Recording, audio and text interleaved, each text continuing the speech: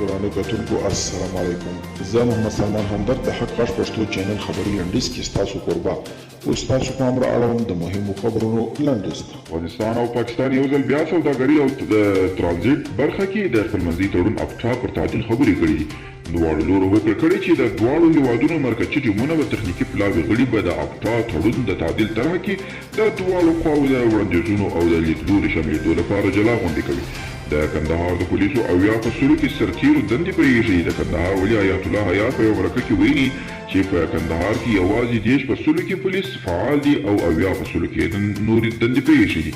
د ماشومانو ملاتړ بنسټ ویلي چې په افغانستان کې څه د پاسه 300,000 ماشومان په روان ژمي کې د سختې یخنۍ سره مخامخ دي او که ژمني امکانات ورته برابر نشي د هغوی د ناروغۍ او حتی د مړینې سبب کېدای شي. د بلخ پخواني والي آیت الله عطا محمد نور د روغتیا وزیر احمد جواد عثماني د لرې کېدو غبرګون کې ویلي چې دا پرېکړه عجولانه توهین‌آمیزه او دیکتاتورانه ده او ژر به په دې تړاو رسمي اعلامیه خپره کړي. جواد عثماني نوې کابینې ته د عطا محمد نور لخوا معرفي شوی و چې تېره ورځ له دندې ګوښه شو.